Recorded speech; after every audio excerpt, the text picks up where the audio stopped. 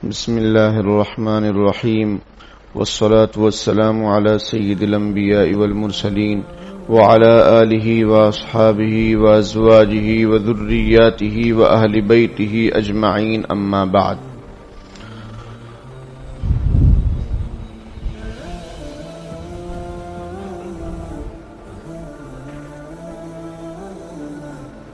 اللہ تبارک و تعالی نے ہم سب کو اپنی عبادت کے لیے پیدا فرمایا ہے. وما خلقت الجن والانس الا لیعبدون. ہم نے انسانوں اور جناتوں کو اپنی عبادت، معرفت اور طاعت کے لیے پیدا کیا ہے. عبادت کسے کہتے ہیں؟ عبادت کہتے ہیں کسی کے سامنے اپنے تن من دھن کو، ہر چیز کو جھکا دینا، اپنے آپ کو اس کے سامنے ڈال دینا، اس کی مرضی کے موافق زندگی گزارنا. اب اللہ تعالی کی مرضی کیا ہے وہ کیسے معلوم ہو؟ اللہ پاک براہ راست سب انسانوں سے بات کریں یا ہر کوئی اللہ سے بات کرے، ایسا مشکل ہے. تو اللہ تبارک و تعالی نے لوگوں میں کچھ لوگوں کو چنا. اللہ یصطفی من الملائکۃ رسلا ومن الناس. اللہ تعالی فرشتوں میں، لوگوں میں، رسولوں میں کچھ لوگوں کو چن لیا ہے، چن لیتا ہے، منتخب کر لیتا ہے. انہی کو انبیاء اور رسول کہتے ہیں. وہ حضرات انسان ہی ہوتے ہیں، لیکن انسانوں میں بہت اعلیٰ درجے کے ہوتے ہیں. جیسے ہیرا بھی پتھر ہی ہوتا ہے، لیکن پتھروں میں بہت اعلیٰ درجے کا ہوتا ہے. اس پر اللہ تبارک و تعالی اپنے پیغامات کو بھیجتے ہیں اور وہ لوگوں کو بتلاتا ہے کہ اللہ تعالی کن کاموں سے خوش ہوتے ہیں اور کن کاموں سے ناراض ہوتے ہیں. اسی کو وحی کہا جاتا ہے. وحی وہ پیغام ہوتا ہے جو اللہ تبارک و تعالی اپنے مخصوص بندوں پر نازل فرماتے ہیں، اپنے تمام بندوں کے لیے. وحی کیسے آتی ہے؟ تو وحی حضرت جبرائیل علیہ السلام، یہ فرشتوں میں سردار ہیں. ان کا کام ہوتا ہے کہ اللہ کے پیغام کو خاص بندوں یعنی نبیوں اور رسولوں تک پہنچاتے ہیں، اور پھر وہ نبی اور رسول جو پیغام ملتا ہے وہ لوگوں تک بتلاتے ہیں. یہ ہمارے سامنے جو کتاب ہے اس کو قرآن کہتے ہیں. یہ بھی نبی اکرم صلی اللہ علیہ وسلم پر نازل ہوا. قرآن کا نزول دو طرح سے ہوا ہے. ایک تو ہے انا انزلناہ فی لیلۃ القدر، ہم نے قرآن پاک کو لیلۃ القدر میں نازل کیا. لوح محفوظ سے جو تقدیر جہاں سب کی لکھی ہوئی ہے وہاں پر اس قرآن کو لکھا گیا تھا. وہاں سے نزول ہوا. کعبہ کے اوپر ایک اور اللہ کا گھر ہے جسے بیت العزت کہتے ہیں، جسے بیت المعمور کہتے ہیں. وہاں پر قرآن ایک بارگی پورا کا پورا نازل ہوا، لوح محفوظ سے بیت المعمور پر. پھر وہاں سے بیت المعمور سے دنیا میں حضرت جبرائیل علیہ السلام جتنا حکم ہوتا اللہ تعالی کا اتنا پیغام لے کر اترتے اور نبی اکرم صلی اللہ علیہ وسلم کو سناتے، آپ کے دل میں جماتے. بیت المعمور سے نبی اکرم صلی اللہ علیہ وسلم پر جو قرآن کا نزول ہوا ہے وہ ایک بارگی نہیں ہوا ہے، 23 سال میں نازل ہوا. 23 سال میں تھوڑا تھوڑا تھوڑا. ابھی آپ نے سنا سورہ دہر میں انا نحن نزلنا علیک القرآن تنزیلا، کہ ہم نے قرآن آپ پر نازل کیا ہے تھوڑا تھوڑا تھوڑا. تنزیل کہتے ہیں دھیرے دھیرے کسی چیز کا اتارنا، اور انزال کہتے ہیں یک بارگی کسی چیز کو اتار دینا. یہ دونوں میں فرق ہے. تو قرآن نازل ہوا ہے دو طریقے سے. ایک تو پورا جو ہے بیت المعمور پر اور دوسرا نبی اکرم صلی اللہ علیہ وسلم پر دھیرے دھیرے. تو یہ نبی اکرم صلی اللہ علیہ وسلم پر کب نازل ہوا؟ جب آپ کی عمر شریف 40 سال کی ہو گئی. اس سے پہلے 40 سال ہونے سے پہلے نبی اکرم صلی اللہ علیہ وسلم کو تنہائی کی محبت دل میں ڈال دی گئی. صوفیہ بزرگان دین فرماتے ہیں لا حلوہ بلا خلوہ، کہ جب تک آدمی اپنے آپ کو تنہائی میں نہیں رکھتا ہے اور اس میں اللہ کی یاد اور ذکر فکر نہیں کرتا ہے، اس کو اللہ کی محبت معرفت ملتی نہیں. آپ تجربہ کر لیں کہ کبھی آپ کا دل بہت کرتا ہو عبادت کے لیے، نماز کے لیے، لیکن آپ ذرا لوگوں کے بیچ بیٹھ جائیں 5 منٹ اور بات کر لیں، وہ کیفیت ختم ہو جائے گی. وہ کیفیت جو دل میں ہے وہ ختم ہو جائے گی، کیونکہ باتوں کے اثرات ہوتے ہیں. ہم لوگ یہ سمجھتے ہیں کوئی بات نہیں ہے، ایسا ہے ویسا ہے. ہمیں جو تلاوت میں حلاوت نہیں مل رہی ہے، سجدوں میں لذت نہیں مل رہی ہے، اس کی وجہ یہ ہے کہ ہم لوگ فالتو بہت بات کرتے ہیں، اپنا وقت ضائع کرتے ہیں. چوراہوں پر بیٹھ کر ادھر ادھر کی دنیا کی باتیں کر کے اس سے جو نور حاصل ہوتا ہے نماز سے، تلاوت سے، وہ ختم ہو جاتا ہے. تو نبی اکرم صلی اللہ علیہ وسلم کو بھی تنہائی کی محبت ڈالی گئی. تو آپ کہاں جاتے تھے؟ آپ جبل نور پر ایک غار ہے مکے میں جسے غار ہیرا کہتے ہیں، وہاں نبی اکرم صلی اللہ علیہ وسلم جاتے اور 4-5 دن وہاں عبادت کرتے. اپنے ساتھ توشہ وغیرہ لے کر جاتے.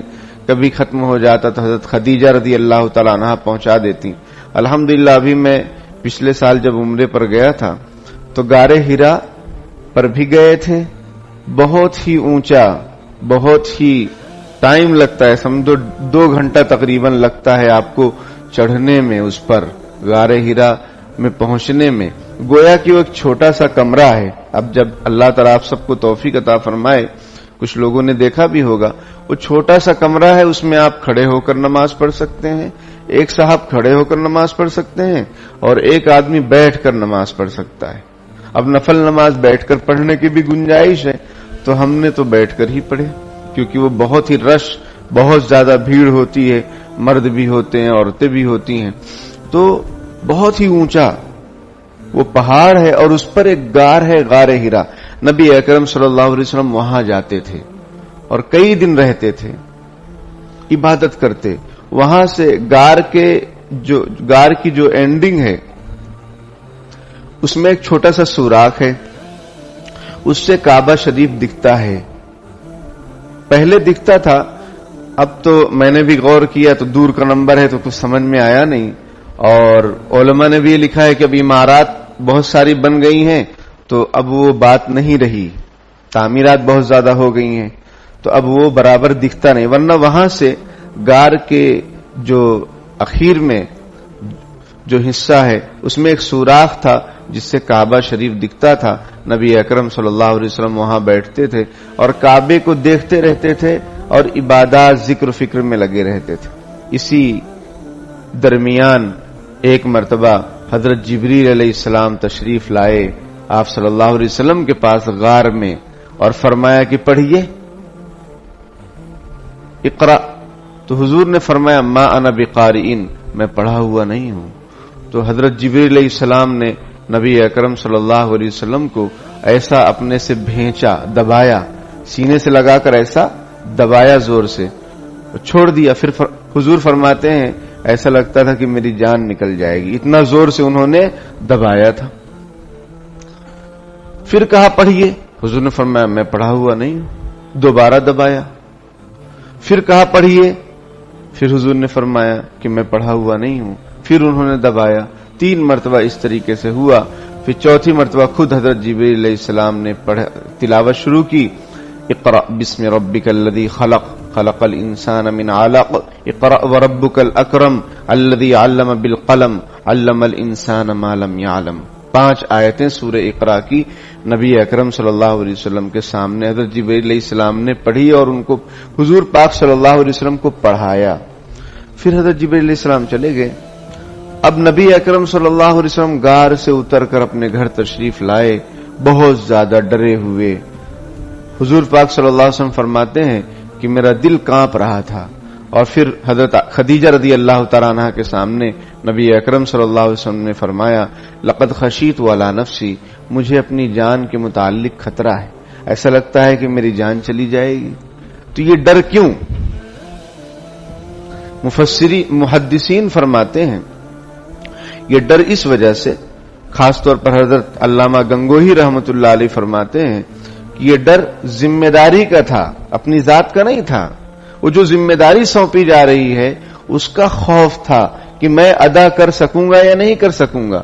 بڑا مقام کبھی ملتا ہے لیکن اس کے بڑے تقاضے ہوتے ہیں، اب وہ تقاضے پورے نہیں کر پائیں گے تو اللہ کے یہاں پوچھ ہوگی، رسوائی کا سبب ہوگا۔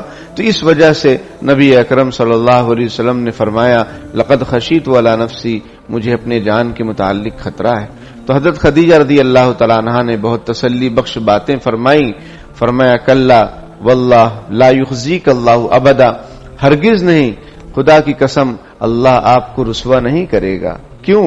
اس لیے کہ انک لتصل الرحم، آپ رشتہ داری نبھاتے ہیں، رشتہ داری نبھاتے ہیں۔ سمجھ میں آئی بات؟ یہ آپ کے اندر کوالٹی ہے، خوبی ہے کہ آپ رشتہ داری توڑتے نہیں ہیں، کوئی توڑتا ہے پھر بھی آپ جوڑتے ہیں۔ انک لتصل الرحم، آپ رشتہ داری نبھاتے ہیں۔ وتصدق الحدیث، آپ سچ بولتے ہیں، جھوٹ نہیں بولتے۔ وتحمل الکلہ، کسی کا بوجھ ہو آپ اٹھا لیتے ہیں۔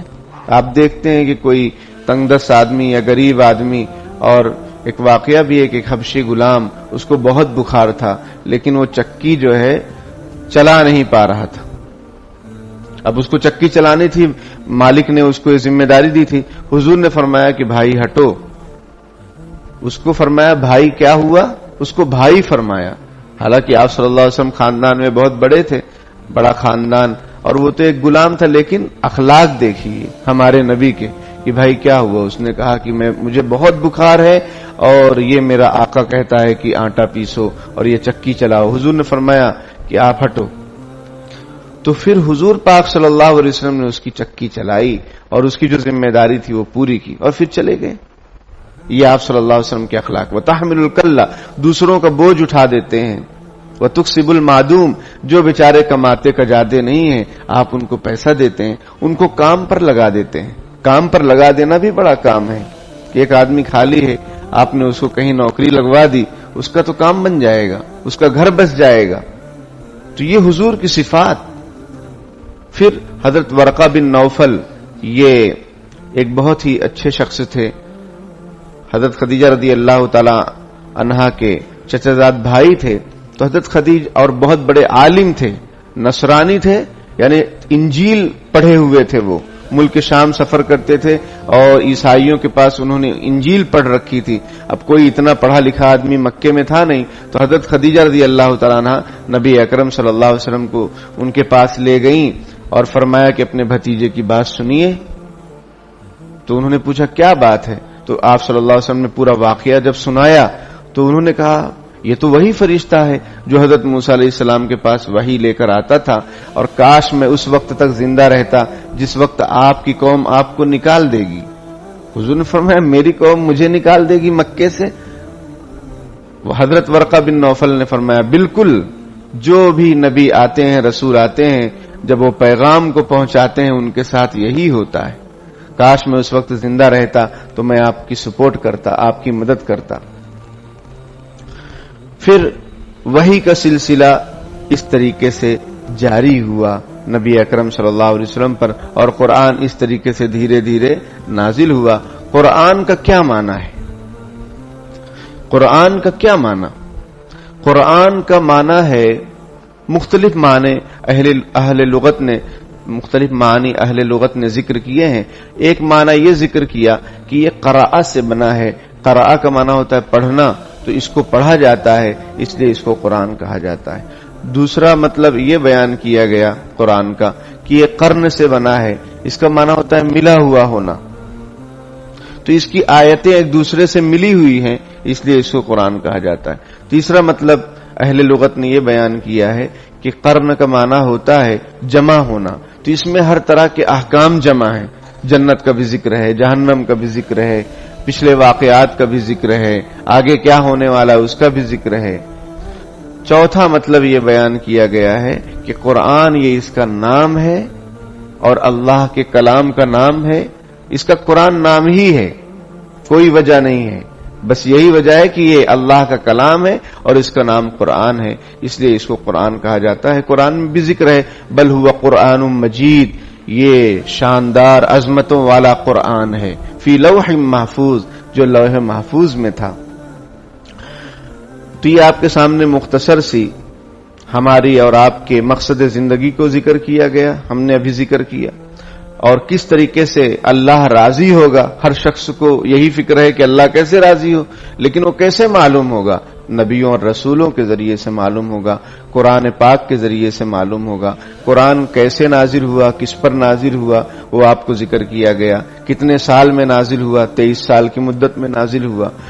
और ये जो आपके सामने सूरह फातिहा, सूरतुल फातिहा मक्किया, वही सबु आयात, सूरह फातिहा मक्की है और इसके अंदर 7 आयतें हैं। इसको फातिहा क्यों कहते हैं? फातिहा का माना होता है शुरू करना, चूंकि हम लोग अपनी नमाजों को इसी से शुरू करते हैं, इसलिए इसको सूरह फातिहा कहते हैं। और कुरान पाक भी इसी से शुरू हुआ है, कुरान खोलिए तो सूरह फातिहा, तो इसलिए इसको फातिहा कहा जाता है। इसमें 7, और ये मक्की है। मक्की और मदनी आप हर सूरत में देखेंगे, कोई भी सूरत का क्या माना? सूरत का माना होता है बुलंदी। तो सूरत को सूरत इसलिए कहते हैं कि इसमें जो बातें हैं वो आदमी को, अगर उस पर आदमी अमल करे तो उस पर जो है वो बुलंदी तक पहुंचता है। सूरत का माना हिस्सा भी होता है। तो चूंकि ये मुख्तलिफ हिस्से हैं, कुरान के अंदर मुख्तलिफ हिस्से हैं, मुख्तलिफ सूरतें हैं, इसलिए इसको सूरह कहा जाता है। मक्की और मदनी का क्या मतलब? आप देखेंगे सूरतों के शुरू में सूरतुल फातिहा मक्किया, सूरतुल बकरा मदनिया, इसका क्या मतलब? मक्की का मतलब यह है कि जो हिजरत से पहले नाजिल हुई। नबूवत जब मिली नबी अकरम सल्लल्लाहु अलैहि वसल्लम को तो 40 साल की उम्र में मिली, और 13 साल नबी अकरम सल्लल्लाहु अलैहि वसल्लम मक्के में रहे नबूवत मिलने के बाद। और जब आपने हिजरत फरमाई तो 53 साल की उम्र में हिजरत फरमाई, 10 साल मदीने में रहे, 63 साल की उम्र में नबी अकरम सल्लल्लाहु अलैहि वसल्लम का इंतकाल हुआ है। तो आप सूरतों के शुरू में जब भी कभी पढ़ेंगे सूरतुल फातिहा मक्किया, सूरतुल बकरा मदनिया, तो इसका क्या मतलब मक्की मदनी का? मक्की मदनी यही मतलब है, जहन में रखें कि मक्की का मतलब हिजरत से पहले जो आयतें नाजिल हुई हैं, जो सूरतें नाजिल हुई हैं, जो सूरतें हिजरत से पहले नाजिल हुई हैं उसको मक्की कहते हैं, और जो हिजरत के बाद नाजिल हुई हैं, मदीना जब आप सल्लल्लाहु अलैहि वसल्लम ने हिजरत फरमा ली, अब जो सूरतें नाजिल हुई हैं उसको मदनी कहते हैं। समझ में आई बात? और इसमें 7 आयतें हैं। कल इंशाअल्लाह औज़ु बिल्लाहि मिनश शैतानिर रजीम और फिर बिस्मिल्लाहिर रहमानिर रहीम, ये कुरान शरीफ पढ़ने से पहले हम पढ़ते हैं। तो क्यों पढ़ते हैं वो इंशाअल्लाह आइंदा कल। अल्लाह ताला अमल की तौफीक अता फरमाए, आमीन।